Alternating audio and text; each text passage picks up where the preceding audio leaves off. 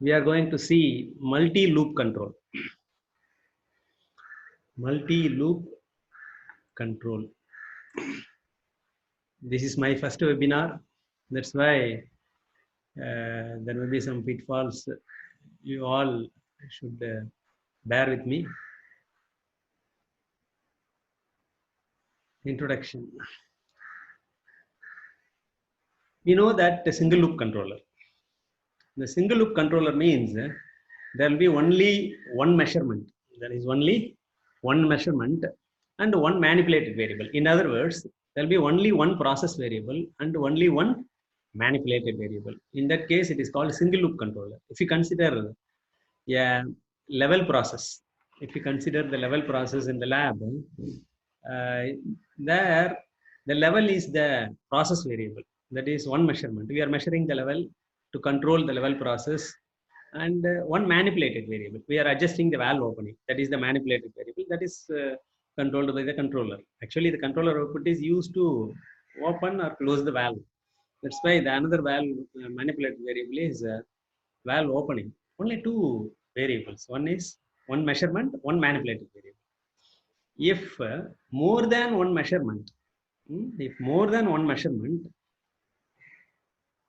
and only one manipulated variable, if such a situation arises, then it is called multi-loop controller. Or only one measurement, more than one manipulated variable, more than one process variable, then it is called multi-loop controller. Anyhow, we know that with the help of one manipulated variable, we can control only one process variable. We cannot use two manipulated variable to control one process variable simultaneously. That is important. Simultaneously, we can use only one manipulated variable to control one process variable. Now let us see how many measurements are useful to control one process variable. Similarly, many manipulated variables are how it is useful to control one process variable, that we are going to see in this multi-loop control system. The multi-loop control system can be further classified as cascade control. Already we have seen what is cascade control in the class. Once again, we'll see that cascade control in detail. Then another multi-loop control is selective control, various types of selective control. And the third variation is split range control. All the three types are called multi-loop controllers. Multi-loop control system, we can call like that. Cascade control, selective control, split range control. We'll see one by one. First, let us consider a CSTR. First, let us consider a CSTR. What is CSTR? Continuously stirred tank reactor. Reactor means the chemical inside will react. Because of that, it may be an exothermic process. Because of its reaction, it emits heat. Or endothermic, for its reaction, we have to give heat. These are the two types. Here, the CSTR is exothermic, that's why it emits heat. This heat has to be removed because it emits heat. The heat is emitted by this process. If we didn't remove that heat, then its temperature will increase. But for better final product, the temperature of the CSTR must be maintained at T degree centigrade. Then only the finished product quality will be good. That's why there is a jacket. This is the container. In that one outside hollow space is there. That is called a jacket. In that jacket, two ways are there. One is input, another one is output. In the input side, we are feeding the cooling water. Its flow rate is FC. Its temperature is TC. If you allow this cooling water inside, it will take away the heat energy and leave out here. That's why Flow rate is same because the same flow rate it enters here and leaves here. That's why no accumulation is right. But here the inlet temperature is TCI, but it leaves at the temperature of TC naught. It leaves at the temperature TC naught. That's why the temperature inside the CSTR maintained T. So suppose the temperature increases, what we can do? Either we can reduce this inlet temperature or we can increase the cooling flow rate. There are the two possibilities. So one is we can reduce the inlet temperature of coolant, or we can increase the flow rate. This is not possible. Generally, it's possible, but we won't do that. It's difficult to do that. That's why it is easy to increase the flow rate. That's why to remove more heat, suppose the temperature increases means more heat is generated inside. To remove that heat, this coolant flow rate will be increased or decreased. Suppose temperature decreases inside, that is also will affect the quality of product. That's why we have to decrease the coolant flow rate, directly proportional. If we increase the coolant flow rate, inversely proportional. If we increase the coolant flow rate, temperature will decrease. If we decrease the coolant flow rate, temperature will increase. That way we can control. How we can then another variables here are this is the reactant or feed entering into the CSTR. That is called reactant entering into the CSTR. Its concentration is CA. Its inlet temperature is TI. The inlet temperature of coolant is TCI, but inlet temperature of feed is TI. The flow rate of the feed is Fi. The flow rate of the feed is Fi. And the concentration, outlet concentration, CAI here, inlet concentration. The outlet concentration is CA, and outlet temperature is T, because the CSTR is maintained at a temperature of T. That's why the outlet temperature is T, and the outlet flow rate is F. These are the variables in this CSTR. Our aim is, in other words, the process variable is T. Process variable is T. That's why we have to maintain the process variable at the constant. That is our aim. For that, which can be manipulated, the coolant flow rate can be manipulated. The simplest controller, the single loop controller that we can see now. This is the single loop controller. This is the single loop controller. Here, the sensor is there, temperature sensor is there, temperature sensor is there, that senses the temperature of the CSTR, and the temperature transmitter transmits the value of temperature to the temperature controller. This is the temperature controller. This is the temperature controller. For that, we are giving a set point at what temperature we want to maintain. That is given to the temperature controller. If any difference is there, that gives some controller output. The controller output depends upon the error between actual cross variable temperature and set point. So we can manipulate the coolant flow rate so that we can maintain the temperature. This is single loop controller. Here we can see through this feed is entering. This is the jacket. Here the coolant is entering here, and coolant is leaving here. It takes away the heat through this exit, and the finished product is coming through this continuously. Here, this is the stirrer. The purpose of stirrer is like stirrer in our kitchen. If you want to maintain the uniform temperature throughout that recipe, we will use that stirrer like that. This is like fan-like arrangement. It will continuously rotate so that uniform temperature will be maintained inside. Here it is mentioned that TC is coolant temperature. Now, let us assume that one situation may arise. We can consider two such situations. One is, suppose there is the process variable is at steady state. It means set point equal to PV. The set point T set point T set point equal to T. It means it is at steady state. At that time, suddenly, let us assume, let us consider two disturbances. One is there is a change in coolant flow rate because this coolant, the cooling water is coming from some other overhead tank.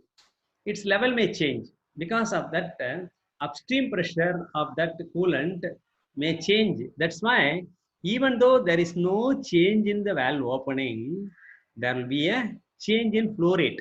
Because of the change in flow rate, this will, and the flow rate decreases. That's why the temperature will increase. The temperature will increase. Now, this fellow, this temperature transmitter transmits that value to the temperature controller. In turn, the temperature controller, the error is generated, so it will open more. So that again, the flow rate is increased to normal. So again, it will be like this. It will be like this because of decrease in coolant flow rate, temperature increases. Because of controller, it decreases, and finally it will settle. So this is way it will control. That is one situation. If any change in flow rate. Another situation also may arise. There is no change in flow rate. There is no change in upstream pressure. There is no change in valve opening at steady state. But the coolant temperature itself may increase or decrease. Let us assume that the coolant temperature increases slightly because as day progress, the day temperature, ambient temperature may increase. Because of that, coolant temperature also increases. That's why this temperature will increase. This temperature will increase. In this situation, here there is no change in flow rate. Here there is no change in flow rate, but coolant temperature decreases. Because of that, there is an increase in temperature. That's why what will happen? So coolant temperature increases. If you increase coolant flow rate, then we can maintain the temperature. That's why in that situation, because of the difference between actual temperature, that is PV and set point, it will give additional controller output. The valve will open more, and the flow rate will, coolant flow rate will increase, and temperature will be again maintained. Now we have seen two situations. One is the coolant flow rate may change, or the coolant temperature may change. In both disturbances, the process is disturbed. In addition that, let us assume this way. Suppose I am measuring, always monitoring this flow rate. Instead of monitoring this temperature, I am also monitoring this flow rate. The valve is giving, this controller says 50% valve opening, it says. I am measuring that whether 50% flow rate is going or not. I am continuously monitoring that 50% flow rate is going that. Because the temperature controller dictate that to maintain at steady state, 50% valve opening, that is 9 psi is required. That's why the controller gives 9 psi or 12 milliamps. It is giving the flow rate also 50%. Suddenly I noticed that slight decrease in flow rate. Because of decrease in upstream pressure, there is a sudden decrease in flow rate. But there is no change in valve opening. But suddenly flow rate decreases.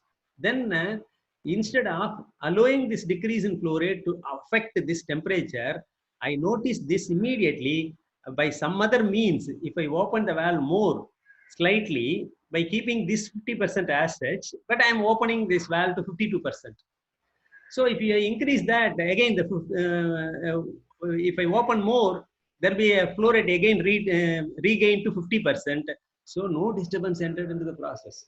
The process is not affected. The process is not affected.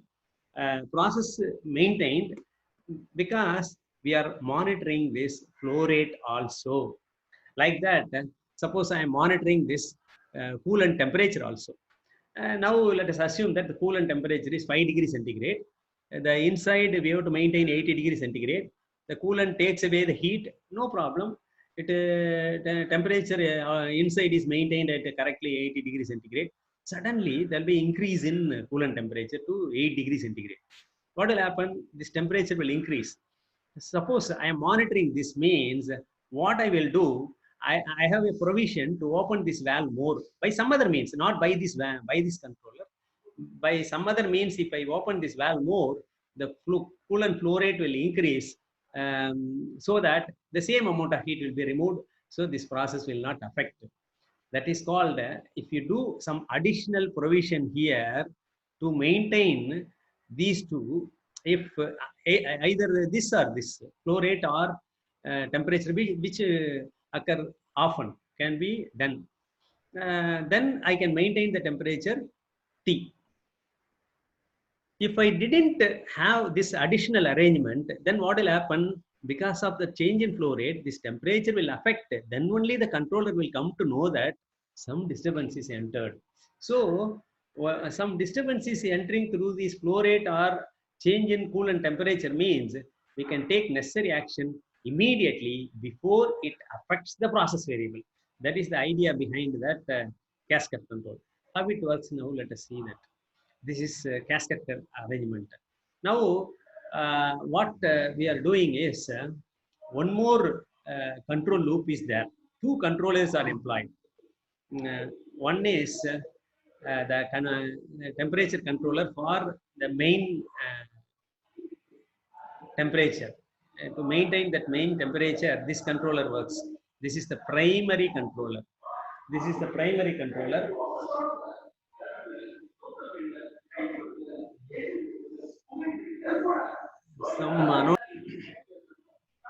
So this is the cascade control arrangement. Here, there are two controllers. One is called primary controller. One is called primary controller that controls the main objective.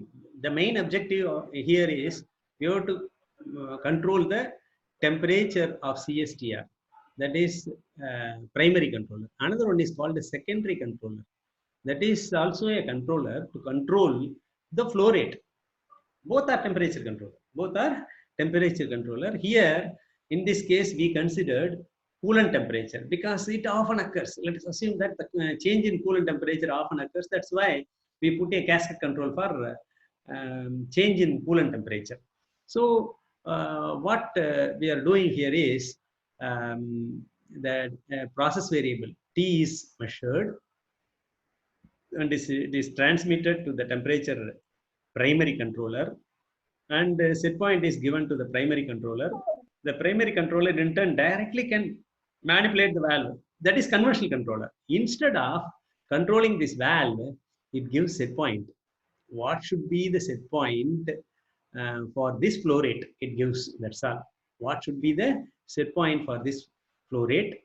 That is given by this temperature controller. The coolant temperature is measured here. So in the set point is in terms of coolant temperature. It is converted and it gives the set point is in terms of coolant temperature instead of flow rate. So both are compared, because if you want to compare, find the error between the two, both should be of same unit. That's why the output of this controller is, let us assume, the coolant temperature. So the coolant temperature, let us assume that now it is 5 degrees centigrade. 5 degrees centigrade corresponds to 50% this controller output. This also gives 50%, 12 milliamps. This transmitter also gives 12 milliamps. That's why it gives bias value only. So valve is the controller output of this is 0. It gives only bias. The valve is opening for bias value. Now it is at steady state. Now let us assume that suddenly there is an increase in coolant temperature to 8 degrees centigrade. That's why this 50 becomes some 70. Let us assume that it suddenly increases. That's why between these two there is a difference in set point. That's why this controller will open the valve more. That's why immediately there will be increase in coolant flow rate. So the disturbance now occurred doesn't enter into the process. Before that, it is nullified. This is called the cascade control. This loop is called secondary loop. This loop is called secondary loop. Another loop is there. This loop is called primary loop. This loop is called secondary loop, and this one is called primary loop. What are the special here? There are two loops are there. That's why two controllers are there. In this case, both are temperature controllers. What is the advantage because of this? We can prevent the disturbance entering into the process. As soon as we noticed any disturbance is entering into the process, in this case, any change in coolant temperature, immediately we can necessary action to avoid deviation of this process variable T. That is called cascade control. This is one arrangement. Let us see some more process. Let us see some more cascade control in the next slide. Before that, let us see in detail in further about this cascade control. The loop that measures T, that is the controlled variable. What is process variable? Process variable is T. That is called dominant process variable or primary or master control. We can say that dominant control or primary control or master control, like that we say. The main loop that we have seen, the main loop here, you see that this is the main loop. The main loop is called primary controller or master controller or dominant controller. Like that we can say. For this main controller, set point is supplied by us. What should be the set point for this temperature? We are supplying. That is mentioned here. The users uses a set point supplied by the operator. Whereas, if you see the secondary loop, the loop that measures coolant temperature uses the output of primary controller as its set point. Uses the output of primary controller as its set point. You notice that if you see the secondary controller, this is the secondary controller. In that secondary controller, set point is applied by the primary controller and is called the secondary or slave loop. Secondary loop or slave loop. Now let us see some examples, some more examples for cascade control. This is a heat exchanger. Heat exchanger means suppose we want to heat up a liquid, then what will happen?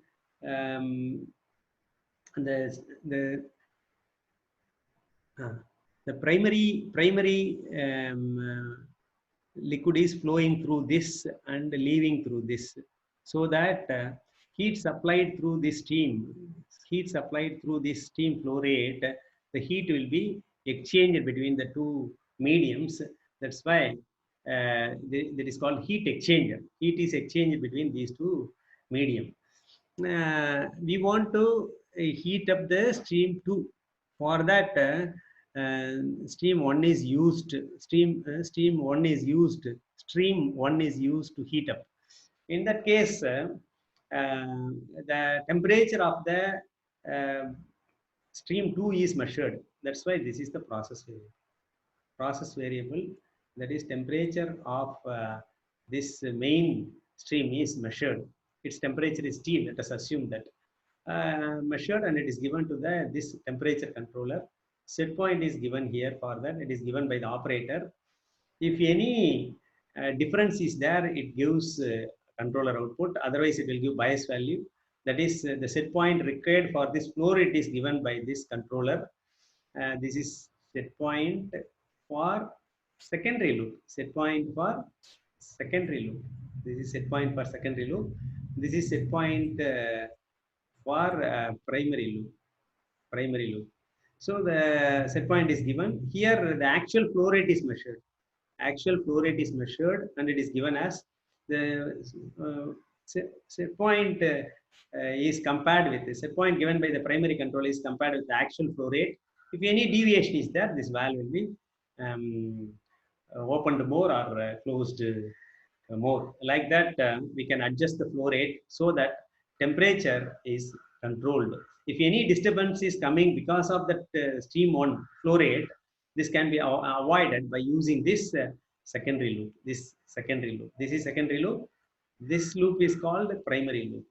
So by using two loops, we can avoid the disturbance. The disturbance due to flow rate can be avoided entering into the process. Another example, cascade control for distillation column. You know that, already you studied in schools, distillation column. The distillation column is a separation process. Suppose you want to separate two processes by using heat, that this can be used. Let us consider the crude oil. The crude oil is entering here, a petroleum separation process. Let us assume that crude oil consists of only diesel and petrol. We are assuming, because to understand the process, we are assuming that it consists of diesel and petrol. So the feed is entering here. The inside that distillation column, the pressure and the temperature are maintained constant. The temperature maintained is the boiling point of petrol, but that's why the diesel remains liquid. That's why the petrol becomes vapor and the diesel remains liquid, that goes to the bottom, and the vapor petrol will escape and it will come through this, and here it will be condensed by using a condenser, and it comes as a distilled product, petrol. You will get a petrol here.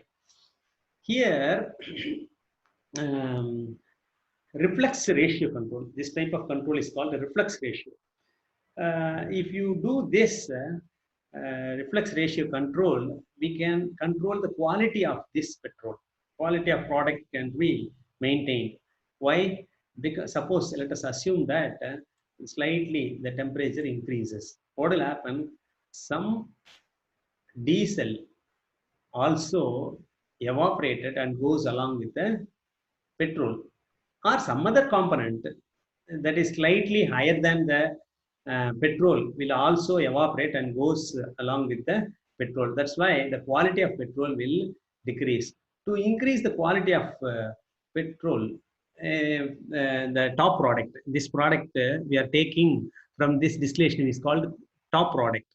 To increase the quality of top product, they are doing reflux ratio control. That is also a cascade control here. What we are doing is we are measuring the temperature inside.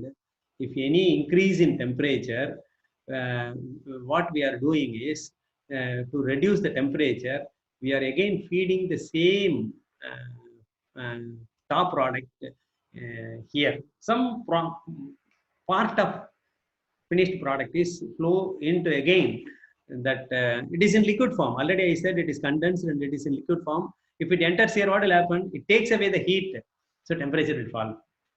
Suppose the liquid petrol enters here, what will happen? This will evaporate. That's why temperature will fall. So by using that reflux ratio, the quality can be controlled. For that, we are measuring the temperature of the distillation column, and the top, the temperature is mentioned and it is given to the temperature controller. The set point is given here. The set point is given here. Set point is applied by us. Instead of it directly controls the flow rate, reflux ratio, flow rate, instead of it controls. If any increase in temperature, this will also increase. If any decrease in temperature, this will decrease, so that temperature in the top side can be controlled. So instead of directly giving this, we can measure the flow rate. If any decrease or increase in flow rate, accordingly we can adjust. That's why this temperature controller gives a set point for this flow controller. FC means flow controller. It gives set point to this flow controller. Actual flow rate, reflux ratio, reflux flow rate, this flow rate is called the reflux flow rate. This return path, again it is feeding back to the system, that is called reflux flow rate. Reflux flow rate is measured here and it is compared with this set point.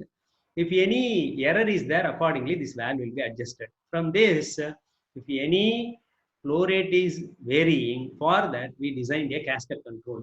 Here, what is the secondary loop? This is the secondary loop. And what is the primary loop? This is the primary loop. This is the primary loop. In that way, we can have a cascade control to control the quality of product. Actually, we are going to control the quality of product by using this reflux ratio control. Another example for the cascade control is the same distillation column, but it is for bottom product. Already I said we consider that the feed consists of only petrol and diesel. We assumed to understand easily. We are assuming like that. That's why diesel will be in the bottom of this distillation column as a liquid. How to here to adjust the temperature in the previous case, it is to adjust the temperature, but we cannot inject temperature by using this method. This is to adjust the temperature immediately. That's all. If you feed back again the petrol, the temperature will be adjusted immediately. But how to inject temperature into that project from into that distillation column? For that, this arrangement is there. For that, stream is used. Steam is used. Steam is used. Steam is entering here. It is a heat exchanger. The reboiler means it is a heat exchanger. It goes through separated by these two. This is like a heat exchanger like this. So steam is flowing through this. The diesel takes its heat and again entering into that process, like that arrangement. The heat exchanger is here. The steam is supplied here. The steam supplies heat to the diesel. So it is always circulated like this. It will be always circulated by using a pump. It will be circulated like this, so that heat is supplied here. Here, if any change in steam flow rate, what will happen? There will be a change in temperature here. There will be a change in temperature here in the distillation column. So that's why another temperature transmitter is used here to control this bottom product. So this temperature is measured here and it is given to the temperature controller. The set point is given by the user. This is the primary controller, set point P. Instead of it directly controls the flow rate of steam. It gives set point for flow rate. Secondary controller, set point for the secondary controller. The actual flow rate of the steam is measured here, compared with the primary set point given by the primary controller. If any deviation is this value will be adjusted. So from this, what is achieved? If any change in steam flow rate, then there will be definitely change in temperature in future. To avoid that, if any change in steam flow rate, immediately it is controlled by the secondary controller. That's why the entering of disturbance into the distillation column is avoided. This is the secondary process. This is the secondary loop, and this is the primary loop. This is the primary loop.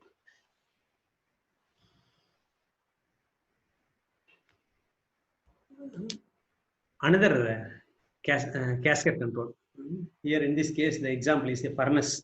In the examination, you may be asked how a casket control can be used in a furnace, or they may ask how we can use a casket control, how casket control can be implemented in bottom product control of distillation column, how casket control can be implemented in control of top product of distillation column. Like that, they may ask in the examination. That's why these are the examples.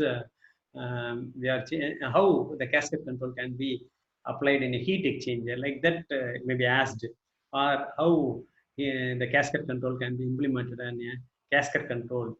So for these, that's why we are seeing many examples. You must know how to implement a casket control for any process given. For that, you have to identify two process variables. In this case, the disturbance is entering through flow rate again. In the previous examples also through flow rate only it enters. Here also the disturbance is entering through this flow rate and the fuel flow rate. First let us see what is that furnace. Furnace means some fuel is burned inside. Because of that, heat will be generated. This process stream will take away the heat and it will be maintained at T degree centigrade. That's all. This process stream temperature will be maintained at T degree centigrade. That is how we can adjust this T. Suppose by using diesel, it is this furnace is burning by using diesel. Let us assume. In that case, the diesel flow rate must be controlled. If we increase the diesel flow rate, definitely there will be increase in temperature. If we decrease the diesel flow rate, definitely there will be decrease in temperature. That is the idea. So what we can do, we have to give the set point for this set point is given by the user for this furnace T degree centigrade. T degree is given, T set point is given. So that is T degree centigrade is given, is compared with the actual temperature. This is the process variable. Compared, if any difference is there, that gives how much the valve should open. It is directly giving. Instead of if you directly connect this to the valve, then it is called simple loop control, single loop control. Instead of that, if it gives a set point for this another flow controller, set point for that another flow controller, so that actual flow rate is measured, compared. If any difference is, this value is adjusting.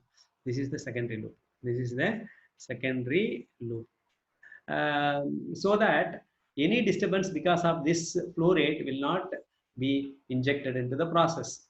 What is the primary loop? This is the primary loop. This is the primary loop. Primary loop. So from all these examples, what you understood is two loops. That's why we need two process variables.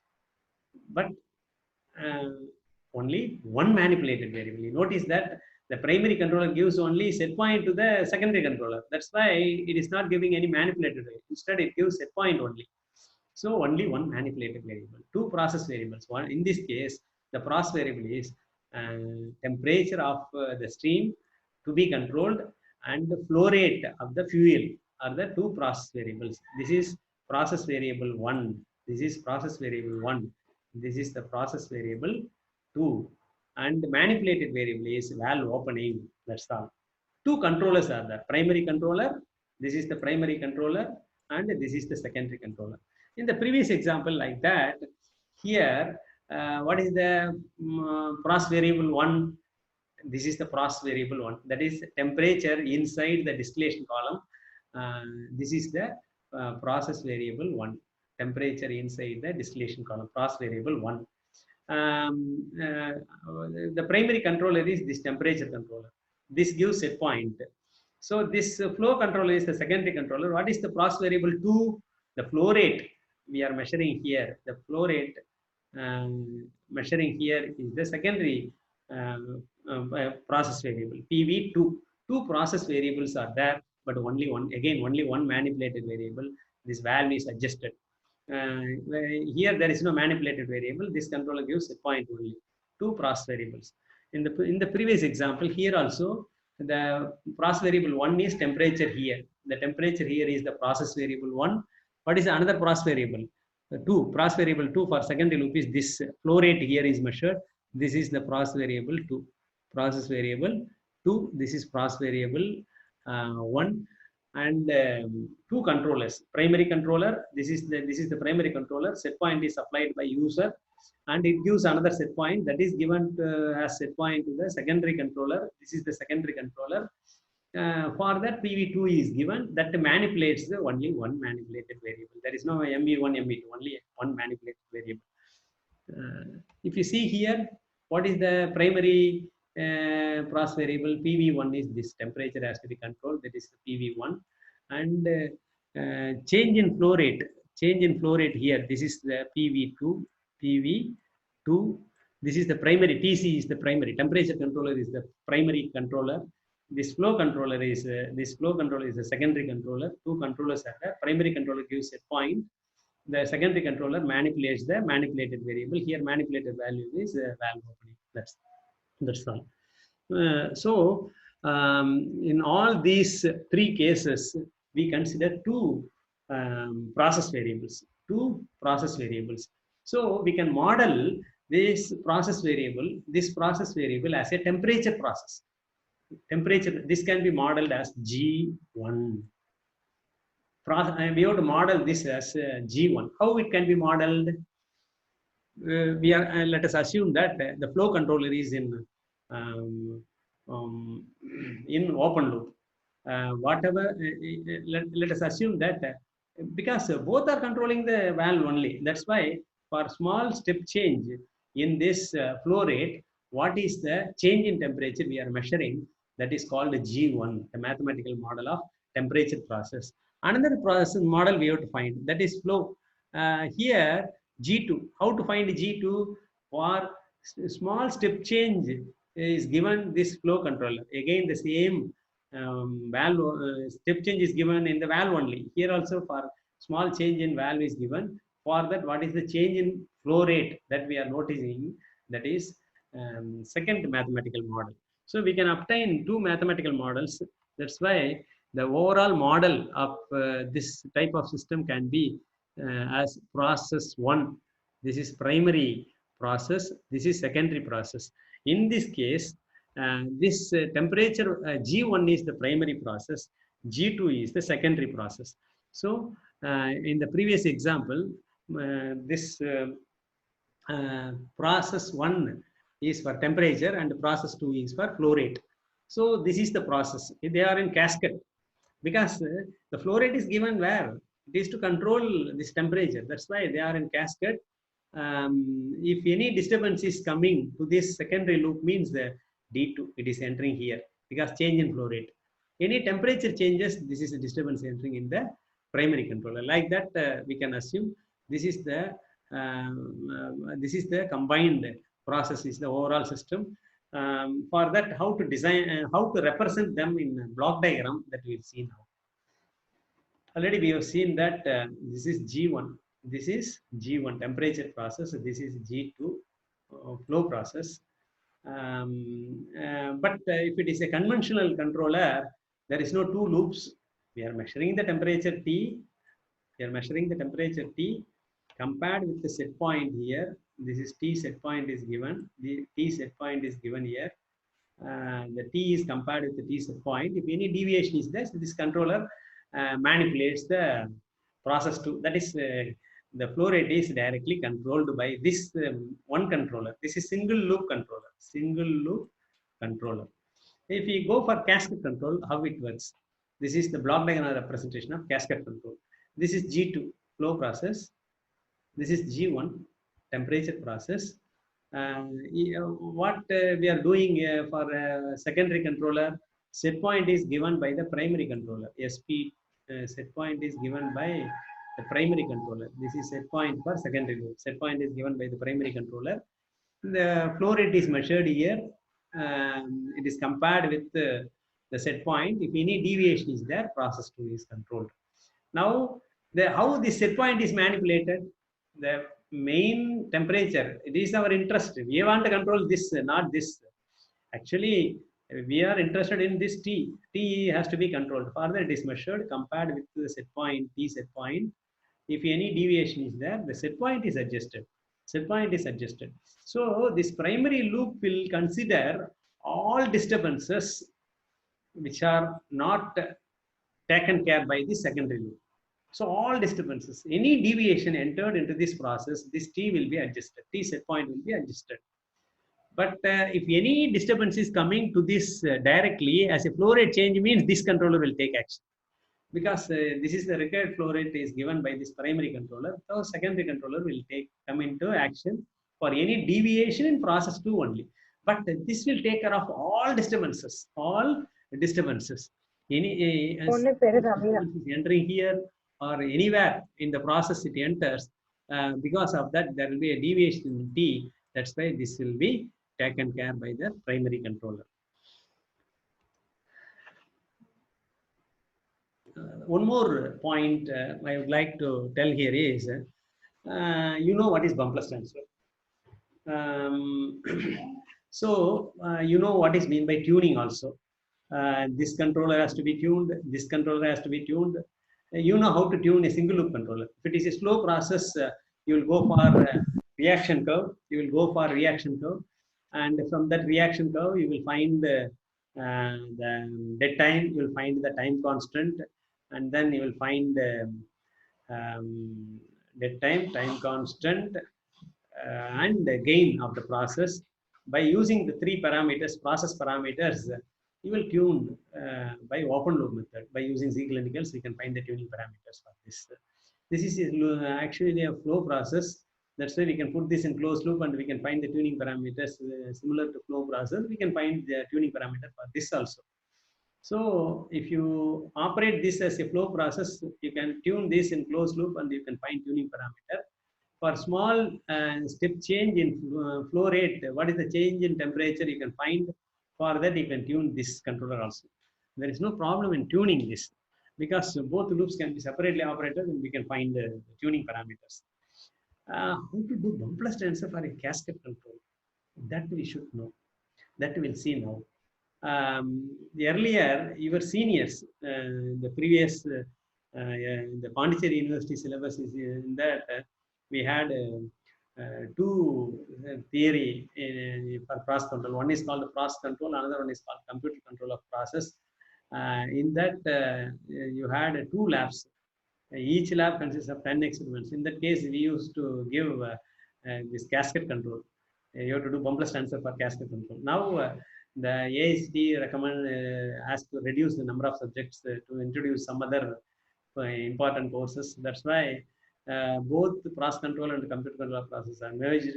So we couldn't offer within the 10 experiments cascade control. That's why let us see how to do the bumpless tensor for a cascade control. Sometimes in the examiner may also ask how to do bumpless tensor for cascade control.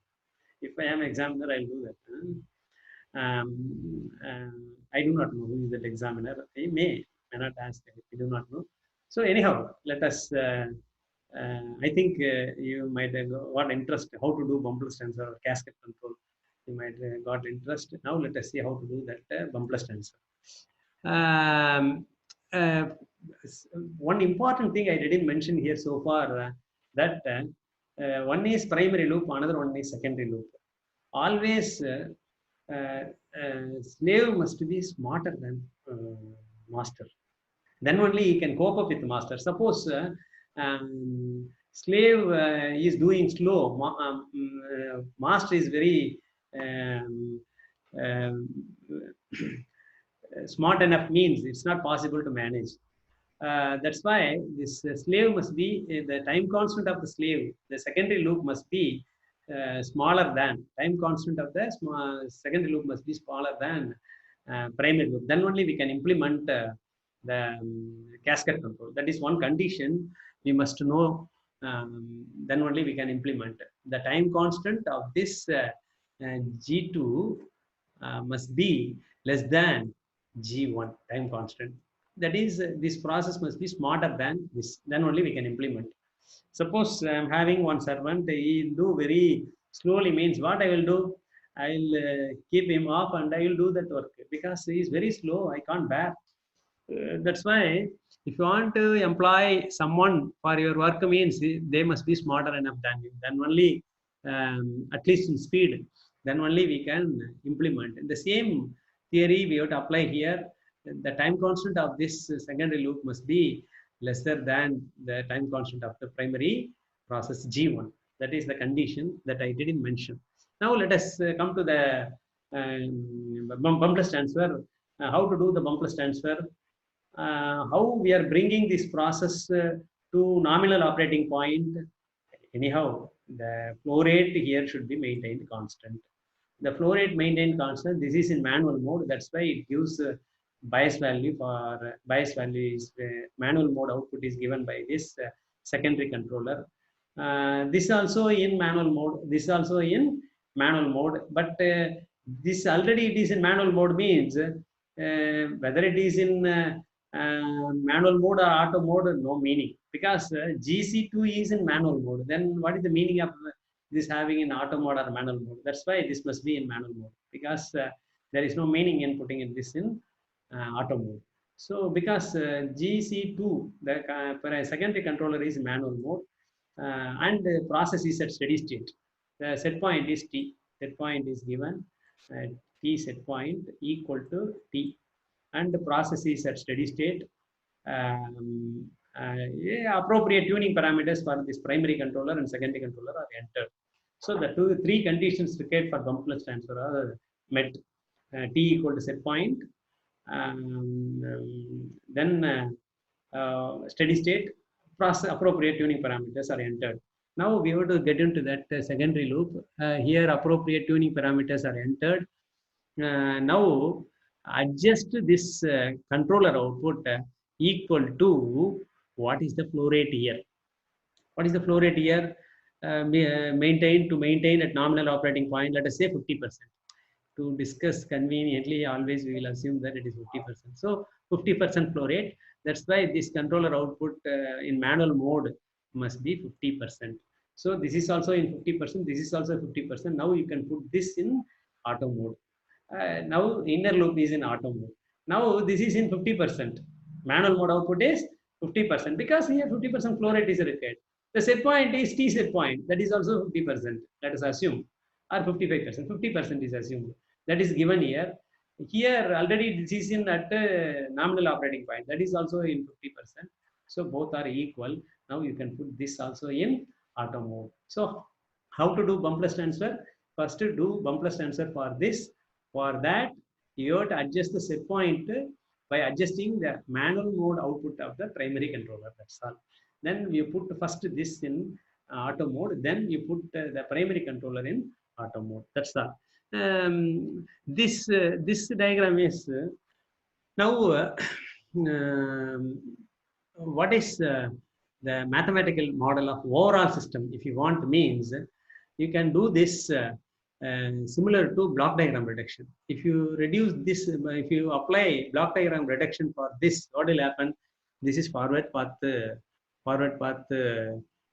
blocks. So what is forward path blocks? GC to GP2. So G equal to GC to GP2. What is how we can reduce seventh rule of block diagram reduction? If you apply G divided by 1 plus GH, the feedback is unity feedback, that for H equal to 1. Therefore, GC to GP2 divided by 1 plus upon 1 plus GC to GP2 1, because H equal to 1. So this can be reduced to like this. Then this is the disturbance model. Already I told you that what is the difference between disturbance model and disturbance model. And if you consider this as the input D of S as the input, and this is the feedback. So these two, if you consider the disturbance model, these two blocks becomes the feedback. So this is the feedback. Feedback. These two blocks comes in the feedback, not in the forward path. Forward path only disturbance. That's why the disturbance model, the numerator is 1 only. Numerator is 1 only. In the feedback path, what and all there? H equal to GC to GP2. That's why 1 by 1 plus G equal to 1 multiplied by GC to GP2. So this way we can replace this disturbance and process like this. This way we can analyze. If you are able to obtain the mathematical model of G1, G2, and controller model and all, no, you can find the overall transfer function. Then finally you can analyze the stability of the system.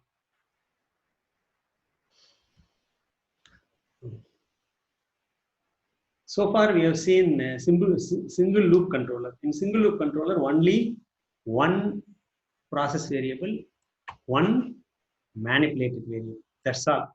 Then it is called single loop controller.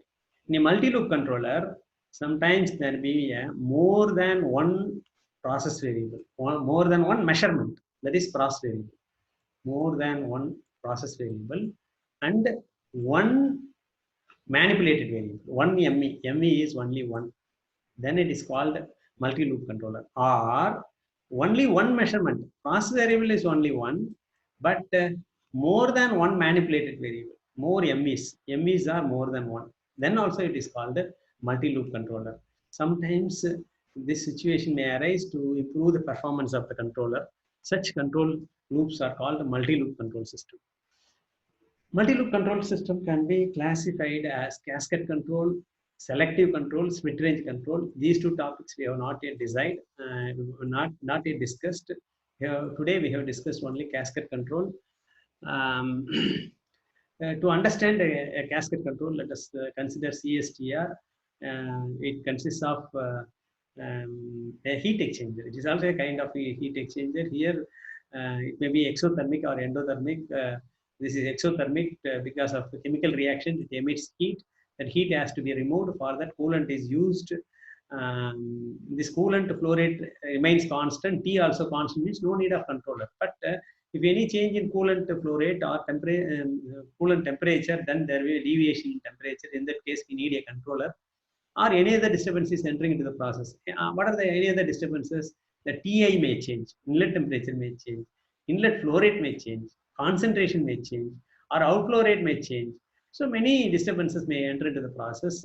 That's why we need a controller. So temperature is measured, and it is given to the controller, that is called temperature controller. Set point is given here. We can directly control this flow rate. Instead, suppose there is a deviation flow rate means, what I can do, this controller gives only set point to the flow rate. Actual flow rate is measured, compared with that, then it manipulates the um, flow rate. Then it is called the cascade control. Here we are measuring that flow rate and it is given to the flow controller. That is called cascade control. If it directly controls this flow, then it is called single loop controller. Here two loops are there. One is called secondary loop, another one is called primary loop. So primary loop avoids the disturbance giving much deviation in the process variable. Avoids the large deviation in the process variable. So cascade control avoids the large deviation to the process variable because of often varying secondary variable. So what's time now? It's 10:31. I took 1 more minute extra. Wish you all the best. Please keep social distance to support ourselves, to save our society and ourselves. Thank you. Thank you, Anandal.